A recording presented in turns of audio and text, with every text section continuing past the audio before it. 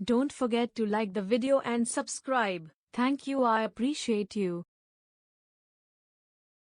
Good evening, my friends. First of all, I thank team IPCA Urology for giving me this opportunity to speak to you people. This, as you all know, this is a bladder wellness month of September, and we all celebrate in a way of making patient aware about it, making more and more efforts for the public to understand the disease and the way they can understand the things, the way they make their life better. It is better for the whole humankind. Today's topic we are speaking on is BPH, and that is actually benign prostatic hyperplasia. Uh, Prostate is an organ in the body which lies between the bladder, which is here, and this is the prostate. Actually, this is an organ which encircles the whole urethra and grips the urethra. So this organ is present in every male human.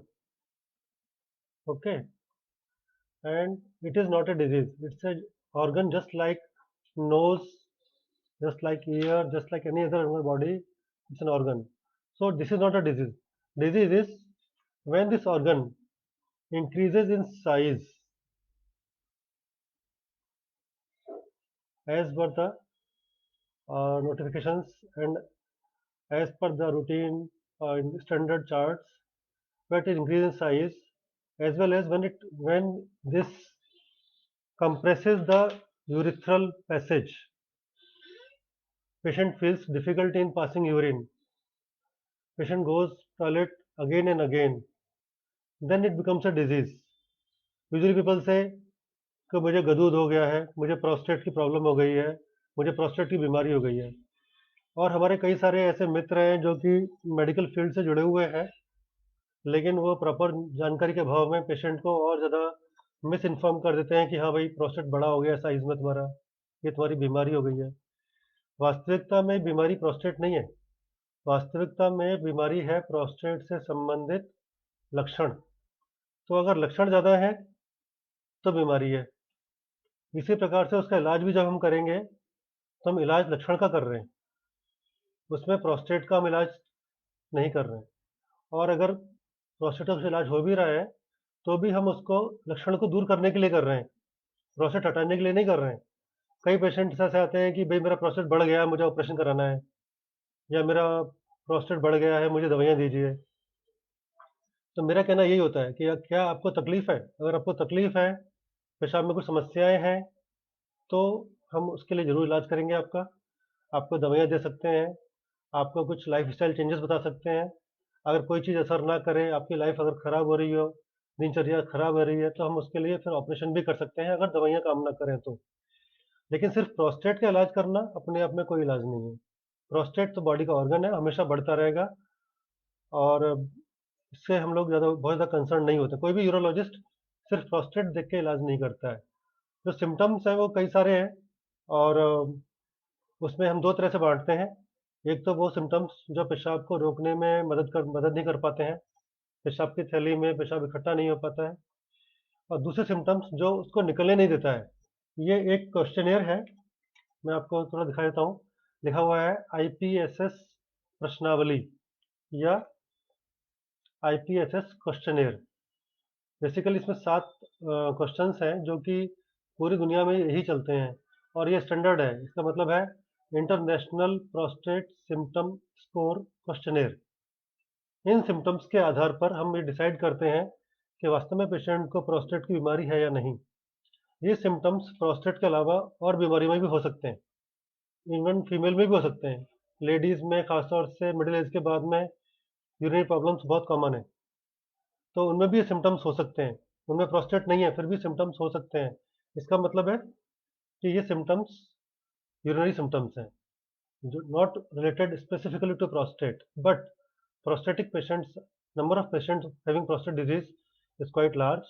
By the age of 50-55, almost 50% of people are having some of the other prostatic symptoms. That is why it is called International Prostate Symptom Score. Otherwise, this is also known as LUTS, or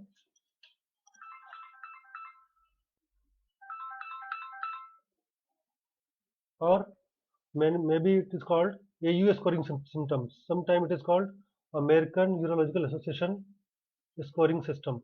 But the things are same. If you search it in Google, if you Google it also, it is LUTS, AUA score, IPSS, all are same, and it decides the symptoms which may require observation or medical treatment or surgical treatment depending on the severity of symptoms and the uh, response to the earlier treatment. The main problem or a main factor which is important in BPH is age, उम्र. कोई भी आदमी जिसकी उम्र 45 साल से ऊपर है प्रोस्टेट के प्रॉब्लम के बीच में आता है, और इसीलिए हम कहते हैं कि ये बीमारी प्रिवेंटेबल नहीं है, क्योंकि उम्र तो सबकी बढ़ेगी और उम्र बढ़ने के साथ साथ सिम्टम्स बढ़ सकते हैं. Prevalence wise, it is so common that every fourth person in the world, in the like male population, every fourth person is having some or the other symptom of BPH. So it's such a common disease.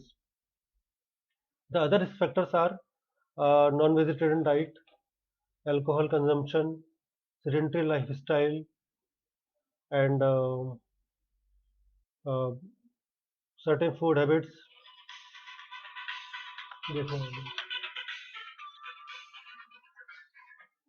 Certain food habits, having late night meal, fatty meal, all these things contribute to more and more symptoms of BPH. Once the patient comes to us, we do not straight away go for the operation or the medication. We just examine the patient, evaluate the patient with the help of the scoring system, with giving some knowledge to the patient about his disease, about his problems.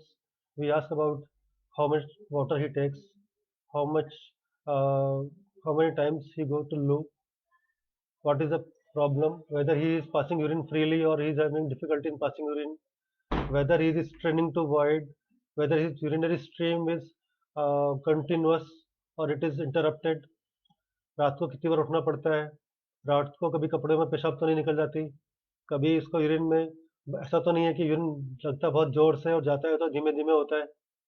ये सभी चीज़ें अगर हैं तो फिर patient को उसी हिसाब से हम लोग इन्वेस्टिगेट करते हैं.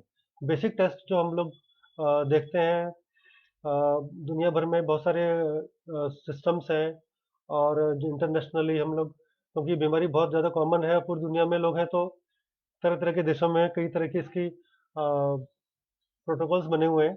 बट जो हमारे देश का सिस्टम है, जहाँ हमारे यहाँ लोगों में अवेयरनेस है, जितनी हमारे यहाँ फैसिलिटी अवेलेबल है, जितनी लोगों में अपने शरीर के प्रति, अपनी बीमारी के प्रति जागरूकता है, उसके हिसाब से सबसे पहले हम लोग पेशेंट से कुछ सिंपल टेस्ट कराते हैं, जैसे यूरिनरी एग्जामिनेशन टेस्ट, और एक अल्ट्रासाउंड कराते हैं जिसमें मेनली हम लोग यूरिनरी ब्लैडर चेक करते हैं, whether it is getting emptied और not. We get one serum PSA test to know about any tumour, any cancer, any infection in the prostate, and sometimes we get a uroflowmetry, which tells about the pattern of the flow of urine when he voids. After doing all this test, we get some idea about the disease, and usually we start with the alpha blocker. These are the medicines which are most commonly available, and जो अभी recently medicine market में मिल रही हैं वो सभी medicine बड़ी simple हैं. एक गोली दिन में एक बार खानी है, गोली या कैप्सूल जो भी है दिन में एक बार खाना है, और 70-80% ऑफ मरीजों को उससे काफ़ी हद तक आराम आ जाता है. आराम से मतलब है उसका यूरिन का फ्लो बढ़ जाता है, उसकी जाने की बारंबारता कम हो जाती है, और उसको लगता है कि मैं अब ठीक से सो पा रहा हूँ, आराम कर पा रहा हूँ. ये हमारे लिए एंड पॉइंट्स हैं. अगर पेशेंट को यूरिनरी प्रॉब्लम फ्लो बढ़ गया है, उसकी जाने की फ्रीक्वेंसी कम हो गई है, उसका लाइफस्टाइल सुधर गया है, तो ये हमारे लिए एंड पॉइंट है पेशेंट के पॉइंट ऑफ व्यू से. टेस्टिंग पॉइंट ऑफ व्यू से हम पेशेंट का अल्ट्रासाउंड रिपीटेडली कराते हैं 6 हफ्ते में या 12 हफ्ते में या 6 महीने में, ये चेक करने के लिए कि उसके जो ब्लैडर है, यूरिनरी ब्लैडर है, खाली हो रहा है कि नहीं हो रहा है, किडनीज पे असर तो नहीं पड़ रहा है, शरीर में बहुत ज़्यादा यूरिन इकट्ठा तो नहीं हो रहा है। कई बार patients although as a not as a routine, but कई बार ऐसा लगता है कि यूरिन ज़्यादा इकट्ठा होता जा रहा है, तो हम पेशेंट के किडनी फंक्शन टेस्ट भी करवाते हैं कि लॉन्ग रन में कहीं किडनीज में प्रॉब्लम ना आए। इसके अलावा जैसे पेशेंट्स को अगर पीएसए बढ़ा हुआ आता है, तो हम उसको फॉलो करते हैं कि क्या पेशेंट को पीएसए विद टाइम कम हो रहा है। अगर यूरिनरी इन्फेक्शन, यूरिनरी एनालिसिस में अगर लगता है कि पेशेंट को इन्फेक्शन है, तो we may get a urinary culture, give some antibiotics for some time, और उसके बाद में फिर से उसका यूरिनरी रूटीन चेक कराते हैं। Our idea is to maintain the patient on medication as long as possible while not deteriorating his internal problems. Once the patient is maintained on the medicine, patient is advised to follow a doctor at least 6 months, every 6 months or twice in a year. Many patients मैंने देखा है, बहुत सारे patient होते हैं, उन्होंने सन 2017-18 में दिखाया हुआ है, पर्चा लेके घूम रहे हैं, उसी पर्चे पे दवाइयाँ लगातार खा रहे हैं। हो सकता है उसमें कोई मेडिसिन एंटीबायोटिक भी हो सकता है उसमें कोई एंटी डिप्रेसेंट भी हो सकता है कोई उसमें एंटीकोलर्जिक भी हो, और फिर पेशेंट 3 साल बाद आके कहेगा कि सर मेरे को दवाई खाते खाते बहुत प्रॉब्लम हो गई है, मुझे फ़ायदा नहीं हो रहा है, मुझे ये हो रहा है, मुझे वो हो रहा है। तो मेरा सजेशन है कि आप कितना भी अच्छा लगे आपको, आपको 6 महीने में एक बार डॉक्टर के पास ज़रूर जाना चाहिए, अपना रूटीन चेकअप कराते रहना चाहिए। उससे आप किसी भी अकस्मात प्रॉब्लम से या बाद में होने वाले बड़े खर्चे से बच सकते हैं। एक बार जब लगता है डॉक्टर को कि ये पेशेंट मेडिसिन पे नहीं चल पा रहा है, इसको बार बार प्रॉब्लम्स आ रही हैं, प्रॉब्लम में हमारे एंड पॉइंट्स क्या है कि ब्लैडर खाली नहीं हो रहा है, यूरिन इकट्ठा होता जा रहा है, किडनीज पे असर आ रहा है, उसका किडनी फंक्शन टेस्ट डिटोरिएट होता जा रहा है, या पीएसए बढ़ता जा रहा है, या उसका यूरिनरी इन्फेक्शन कंट्रोल नहीं हो रहा है, या उसको जो सिम्टम्स हैं, रात को उठना, यूरिनरी फ्लो अच्छा होना, सिम्टम्स का हमको उसके सेटिस्फैक्ट्री रिजल्ट्स नहीं मिल रहे हैं, उन केसेस में हम पेशेंट्स को सर्जरी एडवाइस करते हैं। सर्जरी आज की तारीख में 99% केसेस में एंडोस्कोपिक होती है, ओपन सर्जरीज भी होती हैं, लेकिन बहुत कम केसेस में, जब प्रोस्टेट साइज बहुत बड़ा हुआ हो, या पेशेंट की पर्टिकुलर पोजीशन जिसे हम लिथोटोमी पोजीशन कहते हैं, उस पोजीशन में पेशेंट किसी भी हालत में नहीं आ पा रहा हो, या पेशाब की थैली में बहुत सारी पथरियां भी हों, या पेशेंट को हर्निया या कोई और भी सर्जरी करनी हो जो कि हमें ओपन सर्जरी द्वारा करनी हो। इन कुछ केसेस में हम पेट से ऊपर से खोल करके ओपन सर्जरी करते हैं। अदरवाइज 99% केसेस में हम लोग ज़्यादातर पेशेंट्स को एंडोस्कोपिक सर्जरी करते हैं। एंडोस्कोपिक सर्जरीज भी हमारे देश में जो मोस्ट कॉमनली सबसे सस्ती, सबसे सुलभ और सबसे आसानी से अवेलेबल है, वो है TURP, that is called transurethral resection of prostate, जिसे हम सामान्य भाषा में दूरबीन से पथरी दूध का इलाज बोलते हैं। और इस कंडीशन में पेशेंट्स को यूजुअली हम लोग इन्वेस्टिगेट करके भर्ती करते हैं। पेशेंट का ऑपरेशन उसी दिन या अगले दिन कर दिया जाता है। आधा घंटा, 1 घंटा, सवा घंटे का ऑपरेशन होता है। सामान्य ऑपरेशन है, कोई कट, चीरा, टाँका वगैरह नहीं आता है। ज़्यादातर केसेस में खून भी नहीं चढ़ाना पड़ता है। पेशेंट को अगले ही दिन डिस्चार्ज कर दिया जाता है। 2 या 3 दिन में, 4 दिन में कैथेटर भी रिमूव हो जाता है, और विद इन नेक्स्ट 10-15 डेज उसकी लाइफ पहले जैसी नॉर्मल हो जाती है। कुछ और भी टेक्नोलॉजीज आजकल अवेलेबल है, जैसे कि लेज़र से प्रोस्टेट का ऑपरेशन करना, जो कि TURP के अलावा एक और सर्जरी है जो कि आज की तारीख में काफ़ी ज़्यादा एक्सेप्टेबल है और अच्छे रिजल्ट्स दे रही है, होल्मियम लेज़र सर्जरी। और ये काफ़ी बड़े शहरों में काफ़ी आसानी से अवेलेबल है, और इनफैक्ट आज की तारीख में छोटे शहरों में, और इनफैक्ट मेरे पास भी अवेलेबल है।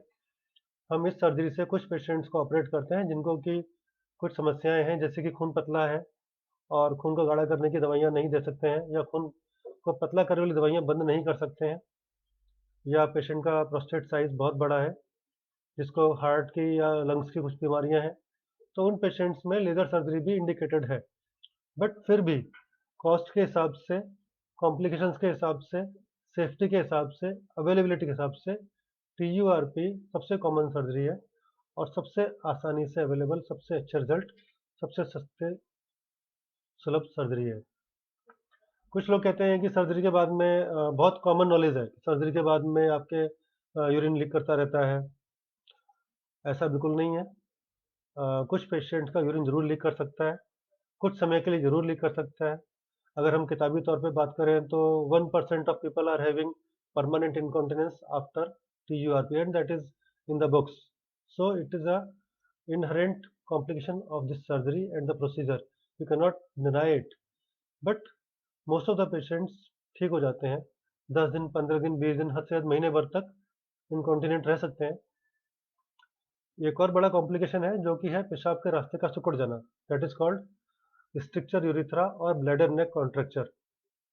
It occurs in around 10 to 15% of cases, and it is also very easily manageable with the procedures.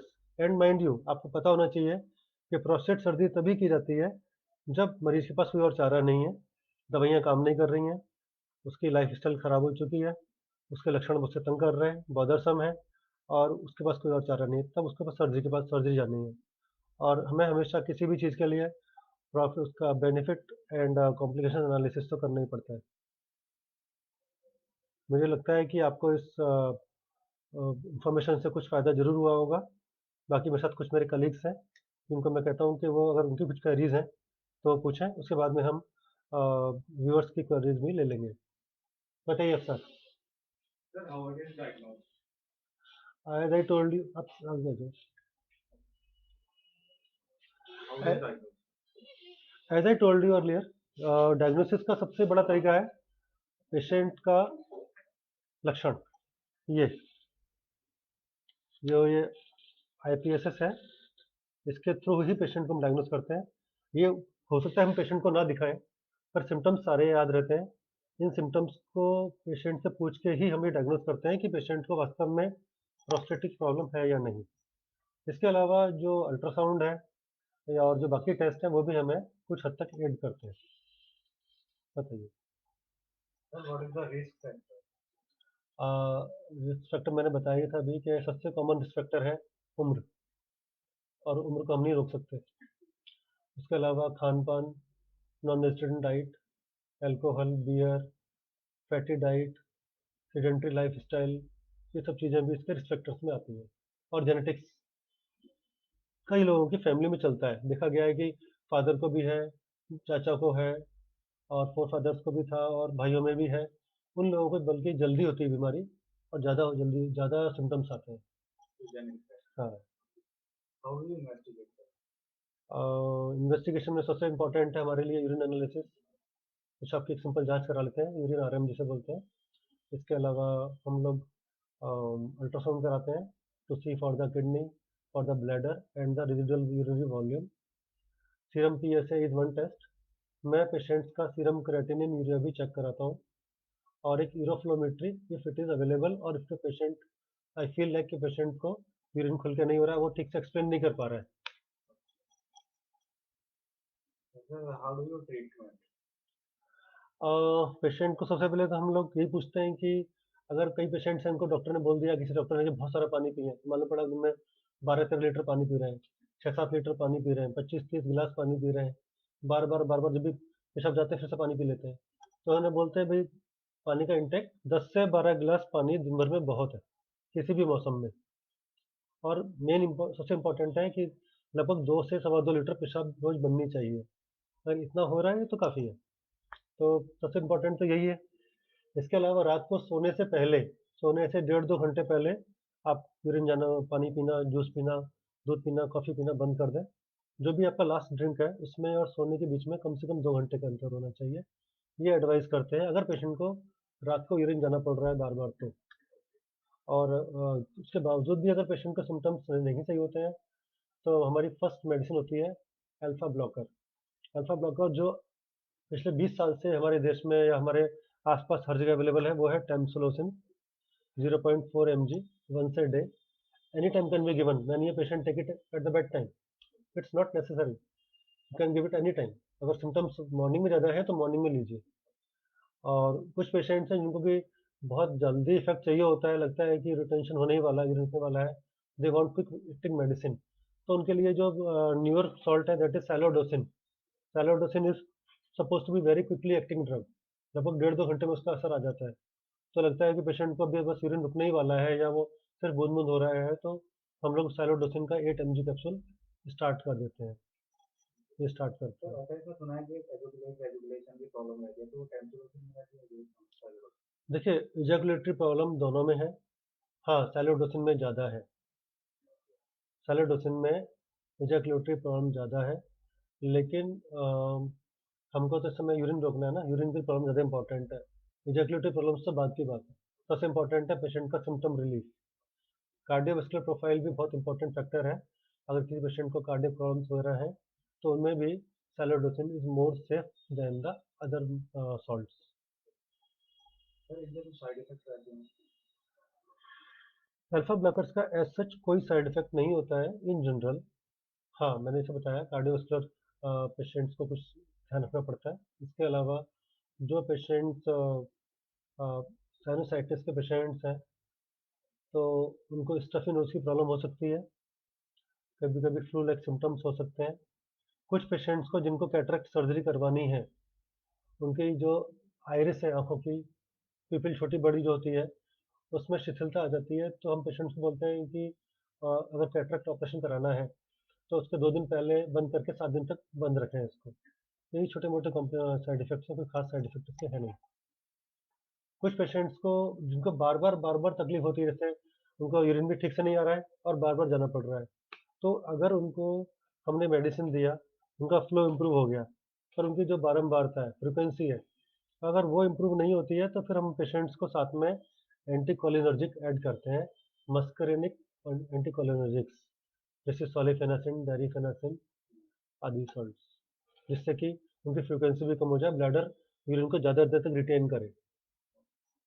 अच्छा सर जैसे पेशेंट होता है तो उन्हें पानी लेने की एडवाइस दी जाती है, तो पानी में लेने के समय में कितना गैप होना ऐसा कुछ नहीं है, आप पानी पी सकते हैं। इट इज़ एडवाइजेबल कि आप 300-400 ml से ज़्यादा पानी के साथ ना पिए, क्योंकि जो और ज़्यादातर लोग पीते भी नहीं है। कुछ पैथीज में है कि 2 लीटर 3 लीटर पानी एक साथ लोग पीते हैं, 2 लीटर पानी पीते हैं, तो मुझे नहीं लगता है कि कोई इसका बहुत बड़ा साइंटिफिक एडवांटेज हमारी विधा में है। 300 से 400 ml पानी पिया जाए एक बार में बहुत है। है? And when do you advice for surgery? मैंने भी बताया भी था, सर्जरी के लिए सबसे इम्पोर्टेंट हमारे कुछ पैरामीटर्स हैं, कुछ हैं एब्सोल्यूट इंडिकेशंस और कुछ है रिलेटिव इंडिकेशंस। एब्सोल्यूट इंडिकेशंस में आता है कि पेशेंट को बार बार यूरिन रुक रहा है, हम उसे बर्डिंग ट्रायल दे रहे हैं मेडिसिन पे, फिर भी उसका यूरिन रुक रहा है, बार बार उसे कैथेटर डालना पड़ रहा है, तो वो एक इंडिकेशन है कि ऑपरेशन कर दिया जाए।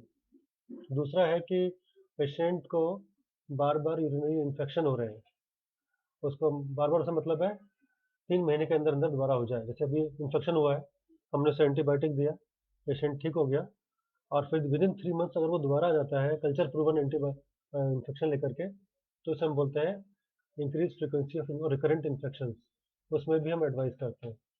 इसके अलावा अगर पेशेंट को ब्लैडर में स्टोन है, ब्लैडर में स्टोन है और या उसको साथ में हर्निया भी है, तो भी हम उसको एडवाइस करते हैं कि आप इसका ऑपरेशन करवा लो, क्योंकि स्टोन का कोई मेडिकल मैनेजमेंट नहीं होता है, स्टोन तो निकालना ही पड़ेगा, तो क्यों ना साथ में प्रोस्टेट भी निकाल दिया जाए। ठीक है, एक इंडिकेशन, चौथा इंडिकेशन इसका है बार बार पेशाब में खून आना। कई लोगों को प्रोस्टेट में बहुत ज़्यादा वेस्कुलर प्रोस्टेट होती है, वेस्कुलर मतलब उसमें बहुत सारी खून की नलियाँ होती हैं और बार बार खून रिसता रहता है, तो ऐसे पेशेंट्स को भी हम कहते हैं कि आप ऑपरेशन करा लीजिए, जिससे कि ये बार बार की खून की प्रॉब्लम खत्म हो जाए। और लास्टली है कि अगर पेशेंट को साथ में कोई ट्यूमर है, जैसे ब्लैडर में कैंसर है ना, यूरेटर में कैंसर है, हमें उसके लिए तो पेशेंट को ऑपरेट करना ही है, तो हम साथ में प्रोस्टेट का ऑपरेशन भी कर सकते हैं। ये इंडिकेशंस है, एब्सोल्यूट इंडिकेशंस।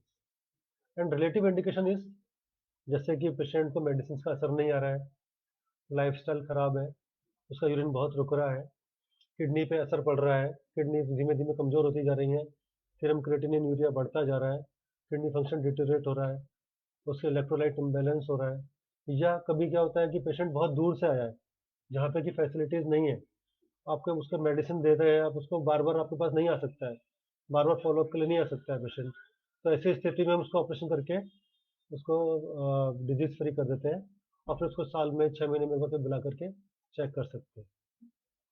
अच्छा सर, क्या ये प्रॉब्लम एक्सरसाइज से ठीक है? एक्सरसाइज से तो ठीक नहीं होगी। हाँ, कुछ लेवल पे जैसे कुछ पेशेंट्स को कुछ पेशेंट्स को फ्रीक्वेंसी ऑफ मैच्यूरेशन है, बार बार जाना पड़ता है। कुछ पेशेंट्स को यूरिनरी लीकेज होता है, जैसे कि मसल्स वीक है, भागने से पहले पहले यूरिन जाने के लिए जाते हैं और जाते जाते उनका यूरिन लीकेज शुरू होता है।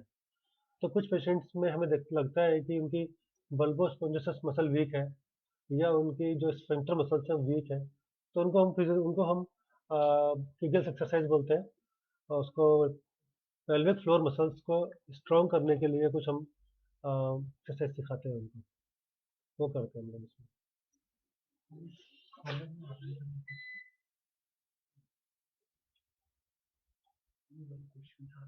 हम्म।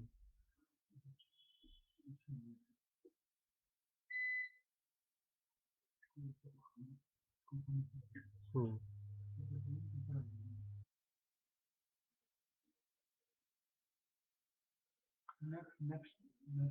Next set.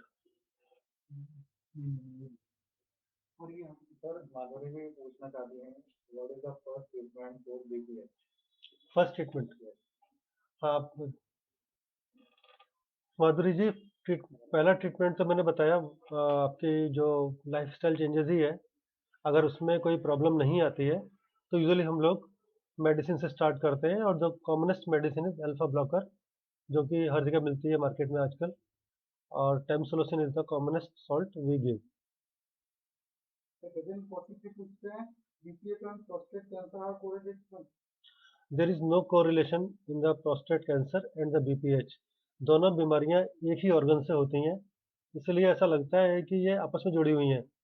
पर जैसे किसी आदमी को सिर दर्द भी हो सकता है और माइग्रेन भी हो सकता है, दोनों अलग अलग चीज़ है। किसी को शरीर की कोई भी अंग में इन्फेक्शन भी हो सकता है और कैंसर भी हो सकता है, अलग अलग चीज़ें हैं। इसी तरह प्रोस्टेट के कैंसर और प्रोस्टेट का जो बीपीएच गदू जिसे बोलते हैं, दोनों अलग अलग चीज़ें हैं। इसका एक और तरीका है जानने का कि जो प्रोस्टेट कैंसर है वो प्रोस्टेट के पेरिफेरल जोन में ज़्यादा होता है, बाहर की तरफ, जबकि जो प्रोस्टेट की बीमारी है, पेशाब की बीमारी है, ये प्रोस्टेट के सेंट्रल जोन में, बीच वाले हिस्से में ज़्यादा होती है। तो जिला मालविया पूछ रहे हैं कि what as patient should go for PSA checkup regularly?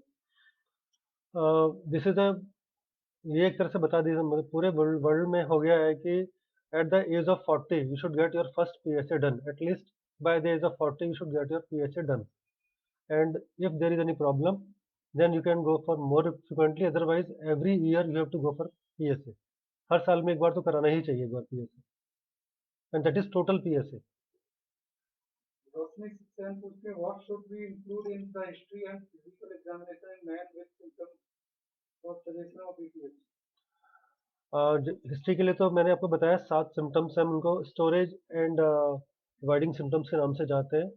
Symptoms कुछ भी हो सकते हैं, लेकिन जो 7 सिम्टम्स इंटरनेशनली अक्लेम्ड है उनमें यूरिन का फ्लो कमज़ोर होना, यूरिन के धार कमज़ोर हो जाना, स्ट्रेन करना, रात को उठना, अर्जेंसी, और हर 2 घंटे से बीच पहले ही यूरिन स्टार्ट कर देना, पेशेंट को रात को कई कई बार 2 बार से ज़्यादा उठना, ये सभी सिम्टम्स हैं जो पेशेंट को हम लोग पूछते हैं। रानी कुमारी जी पूछती हैं, advantage of robotic surgery? Robotic surgery at least prostate में तो अभी, बीपीएच में तो अभी नहीं है, ये बता देता हूँ। रोबोटिक सर्जरी का सबसे बड़ा एडवांटेज है, ये हमारे जो इंसानी हाथ हैं इनसे जब हम सर्जरी करते हैं तो जो थोड़ा कंपन होता है, थोड़ा सा डेप्थ का और साइज का जो थोड़ा सा मिसअंडरस्टैंडिंग होती है, उसको कुछ हद तक कम कर देती है। तो जो एक्शन से स्मूथ हो जाते हैं और मोर प्रिसाइज हो जाते हैं। Robotic surgery is basically advancement of surgery doing by laparoscopic और एंडोस्कोपिक मेथड, एंड लेप्रोस्कोपिक जो रोबोटिक सर्जरीज हैं, if you leave it the financial aspect of the surgery, जो उसका कमर्शियल एस्पेक्ट छोड़ दिया जाए, तो कुछ ही ऐसी सर्जरीज हैं जिसमें कि ये वास्तव में फ़ायदेमंद है, जैसे प्रोस्टेट कैंसर की सर्जरी, जिसमें कि हम पूरी प्रोस्टेट को निकाल लेते हैं। इसके अलावा कार्डियक सर्जरीज में भी, ब्रेन सर्जरीज में भी ये काफ़ी फ़ायदेमंद है, लेकिन हमारी फील्ड के हिसाब से प्रोस्टेट कैंसर सर्जरी में इसका काफ़ी अच्छा रोल है। चांदनी जी पूछती हैं, is BPH a genetic disorder? Yes, 9% of patients are having actually genetic predominance, और जिन लोगों को जेनेटिक प्रॉब्लम होती है उनमें ये जल्दी होता है और ज़्यादा सीवियर होता है। More commonly patient has used to undergo for surgery. Pankaj Kumar ji पूछते हैं, long term risk of BPH? BPH के बहुत सारे ऐसे पेशेंट हैं जो कि बीमारी को बहुत लंबे समय तक मेंटेन कर पाते हैं। उनके सिम्टम्स अगर नहीं बढ़ते हैं तो उनको हम लोग वॉचफुल वेटिंग में भी रख सकते हैं। लॉन्ग टर्म कॉम्प्लिकेशंस में सबसे इम्पॉर्टेंट है, अगर पेशेंट प्रॉपर इलाज ना कराए, अगर अपने सिम्टम्स को ओवरलुक करे, अगर डॉक्टर की एडवाइस ना माने, मेडिसिन ना खाए, तो धीमे धीमे पेशाब की थैली बड़ी हो सकती है। उसके अंदर पेशाब ज़्यादा रुकेगा, उसकी बाहर फोर्स करने की क्षमता कम हो जाएगी, उसका असर किडनीज पे आ सकता है, किडनी फेलियर तक जा सकता है। मोर कॉमनली बार बार इन्फेक्शन होना पेशेंट्स को अक्सर हमारे पास लेके आता है। श्रुति वर्मा जी पूछती हैं, what type of lifestyle changes one need to adopt to make the treatment more effective? सबसे इम्पॉर्टेंट है कि आप अपने दिनचर्या को रेगुलर करें और early to bed early to rise वाला सिस्टम अपनाएं इसमें। इसके अलावा थोड़ा बहुत एक्सरसाइज करें, वॉक करें, खाने में अपने अल्कोहल, बियर, ये सब चीज़ों को कम से कम कर दें या बंद ही कर दें तो बहुत अच्छा है। रेड मीट ना खाएं, बहुत ज़्यादा तला हुआ तला वगैरह जो जो हाईली फैटी चीज़ें हैं वो भी ना खाएं। उनके लिए कहा जाता है कि ये रिस्क फैक्टर्स में आता है। इसके अलावा बहुत सारा पानी एक साथ नहीं पीना है। आप दिन में 10 से 12 गिलास टोटल पानी पिएँ, पानी या लिक्विड मिला के 10-12 गिलास पिएँ, 2 ढाई लीटर। और सोने से पहले 1.5-2 घंटे पहले पानी, दूध, चाय कोई भी लिक्विड पीना बंद कर दें।